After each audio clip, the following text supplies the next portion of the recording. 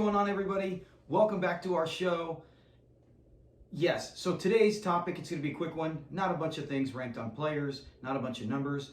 We've covered before why Dynasty is possibly better than Redraft. Now today we're going to talk about why is Superflex, yes, it's working, Superflex better than single quarterback. So we know there are 2 quarterback leagues. That's where you must play 2 quarterbacks. That can be difficult. If you have 10 teams or less, much easier to do. If you have 12, you can still do it. One guy's in, it's a much harder situation because you must play a quarterback. That in itself is a challenge where sometimes you could take a big 0 on the scoreboard. That's why I believe, and a lot of other experts believe, Superflex is the best way to go. Because now you can have 2 quarterbacks, you can have 1 quarterback and still pop in a very important player. Superflex, the benefit of it is basically it puts way more value on the quarterback position, which, like real football, I've heard this argument made, like real football, everyone says the most important position in football is the quarterback. For many years, if you do single quarterback, it does not need to be. You can have championship teams with a Daniel Jones, heaven forbid, type kind of quarterback. It doesn't have to be the Aaron Rodgers. You don't need a Lamar Jackson in his MVP type season. You can get by with a talented roster and an average to even below average quarterback. Nothing wrong with that, but if you want to increase the value of the quarterback, you do Superflex.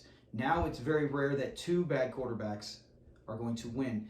It puts more emphasis on the QB position. You are going to want to, that's why in a draft with Superflex, you're going to see Mahomes, Allen, a lot of the top, even 8 quarterbacks, maybe even Dak Prescott, someone like that in a first round, definitely in a second round. Some people, there's strategies to both, right? Some people will say, you know what, hey, I just want 1 starter. I'll grab that Sam Darnold later in the draft, and right now I'm going to just load up on all these talented players. It's very tempting.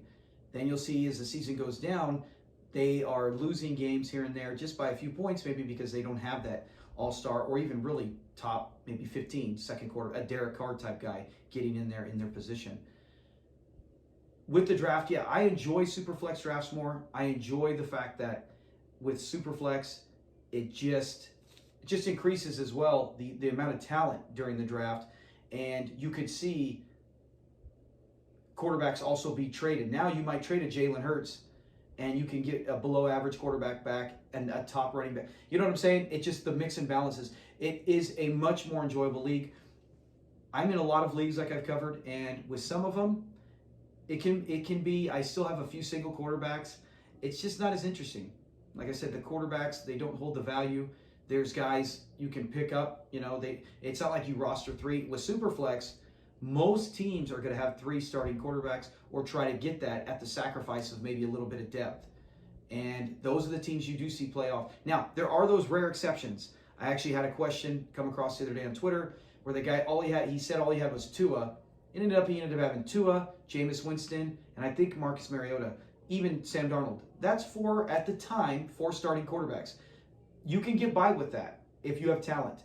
I remember specifically in our home 12-team league, we just went into Superflex, we voted on it, we passed it, and one of the guys had Tua, and I think he had Tua's backup, maybe Brissett, whoever it was, and that was it. And in his Superflex spot, he played Stephon Diggs because he had Hill, Diggs, I can't remember really good, maybe Keenan Allen. He had 3 really good receivers, so he was able to do that with the depth.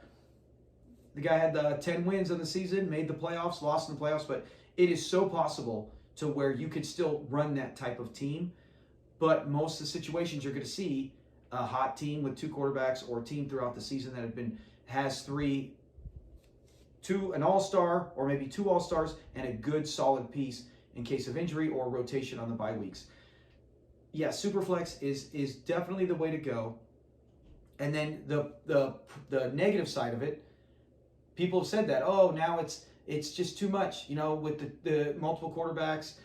You feel like, I've had the argument who were against it saying that you feel like now with the 2 quarterbacks, an average team, right? Let's say they didn't have very many good pieces. You can have another example I have seen is a team had Kyler Murray and Josh Allen last year. They finished around 500, 7-7. They just missed the playoffs. But anytime in his 7 wins, it was Kyler and Allen having monster games. And when they struggled, if he struggled, it was the bye week or they didn't have a great game. And it was 2 quarterbacks can really help propel you to maybe squeezing in the playoffs and then maybe winning, right? With 2 dangerous quarterbacks. And so the argument is, well, the better drafting team, the smarter player doesn't play Superflex.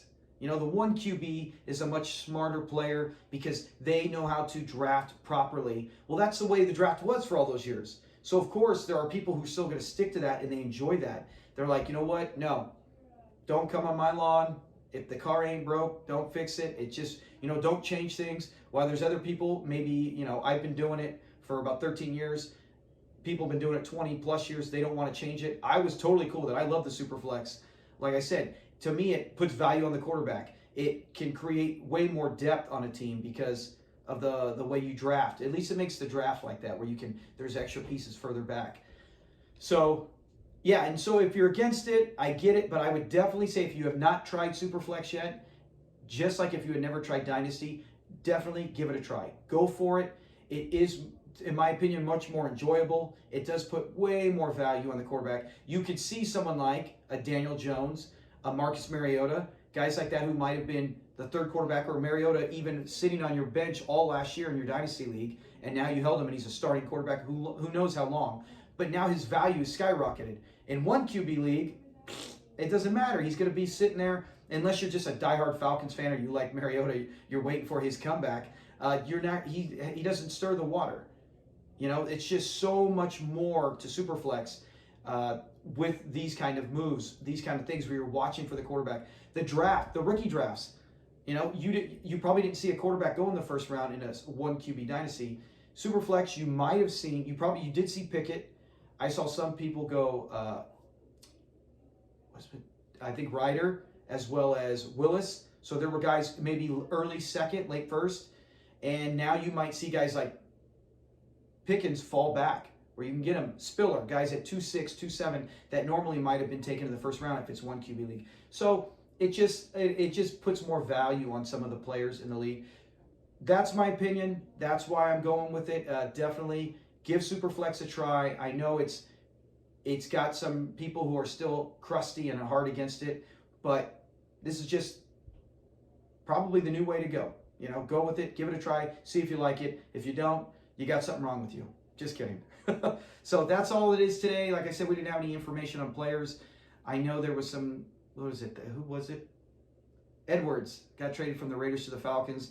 And I'm actually seeing stuff now where people are like, oh, jokingly, but some are serious. They're like, oh, this hurts London now. Drake London. Oh, man, now what is this going to do?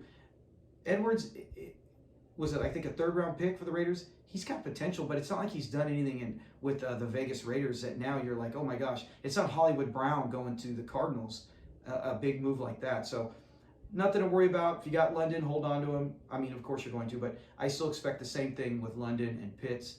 So that's it for today. I hope you guys have a great day. Look forward to your next video. Peace.